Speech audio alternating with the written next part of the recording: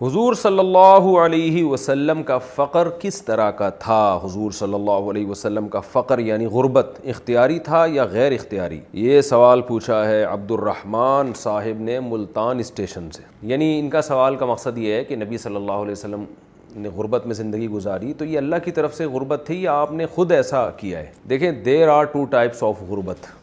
فقر و فاقہ کی دو قسمیں ہوتی ہیں، ایک تو یہ کہ اللہ ہی کی طرف سے آپ کے پاس وسائل ہی نہیں ملے قدرت کی طرف سے، اور ایک یہ ہوتا ہے کہ آپ کو اللہ نے نعمتیں دی ہوں لیکن آپ نے وہ رکھی نہ ہو۔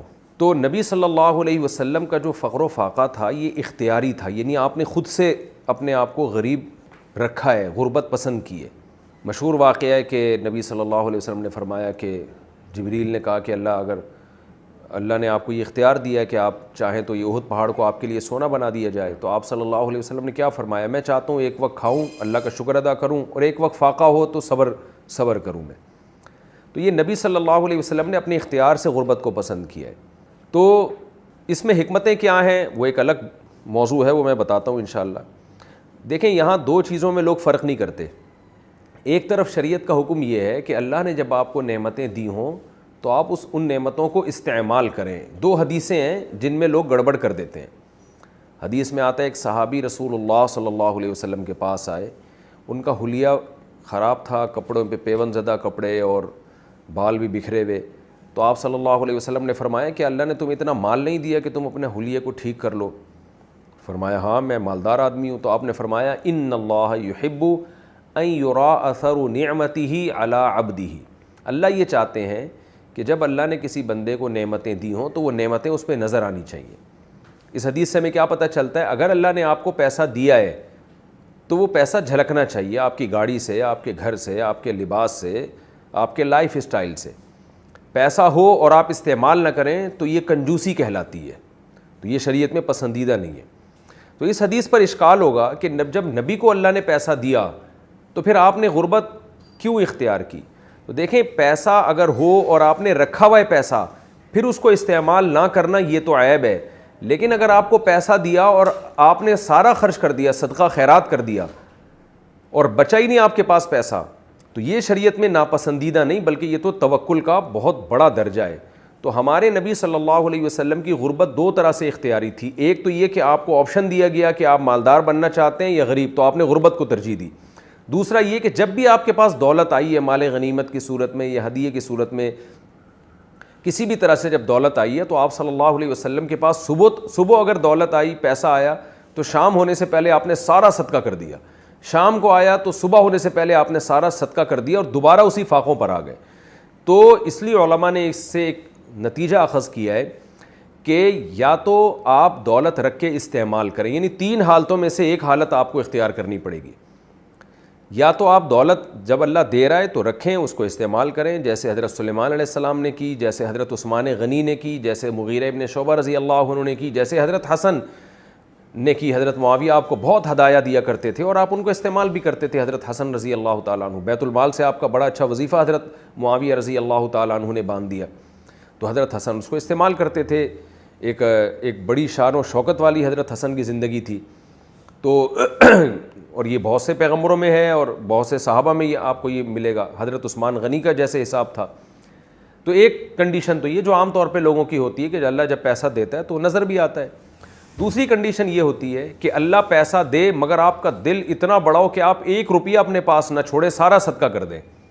بعض پیغمبروں کا طرز زندگی یہ تھا، جیسے حضرت ہمارے نبی صلی اللہ علیہ وسلم کا تھا، جیسے حضرت ابو ذر غفاری رضی اللہ تعالیٰ عنہ کا تھا کہ آیا رکھا نہیں، سارا صدقہ کر دیا۔ جیسے حضرت عمر بن خطاب رضی اللہ تعالیٰ عنہ کا تھا کہ ان لوگوں کے پاس اگر پیسے آتے بھی تھے تو یہ رکھتے نہیں تھے بلکہ صدقہ کر دیا کرتے تھے۔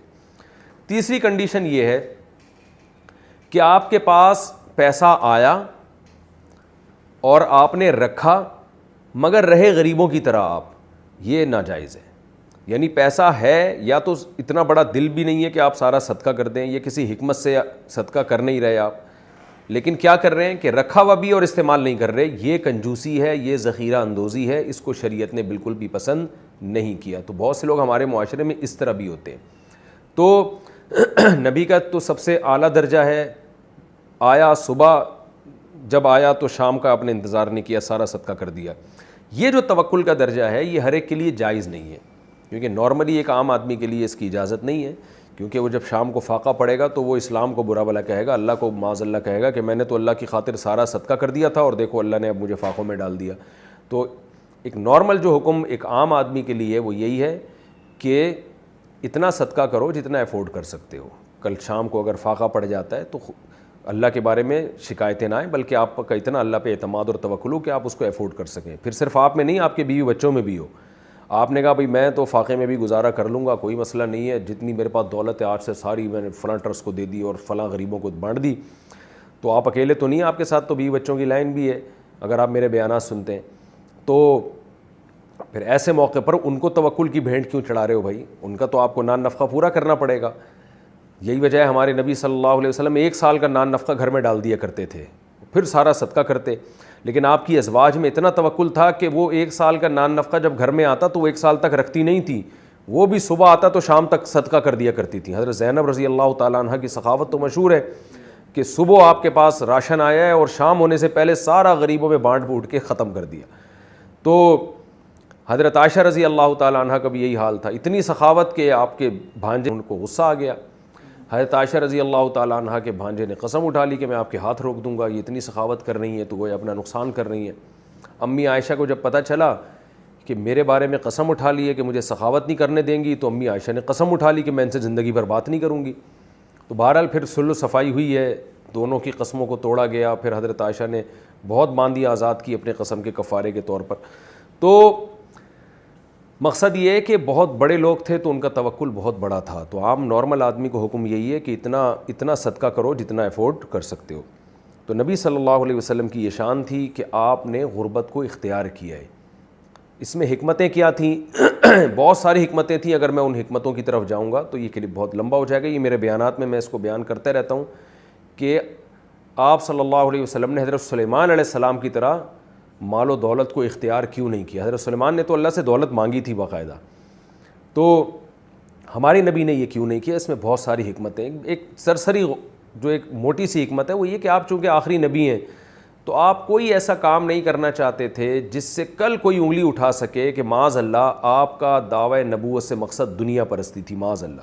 تو اس لیے آپ نے ایسی دنیا کی نفی کی ہے کہ آج کوئی غیر مسلم بھی آپ پر انگلی نہیں اٹھا سکتا کہ یہ سب کچھ آپ نے معاذ اللہ نقل کفر پیسے کے لیے کیا تھا. تو آپ کے پاس پیسہ آیا بھی تو آپ نے رکھا ہی نہیں, تاکہ کیونکہ آخری نبی ہے نا.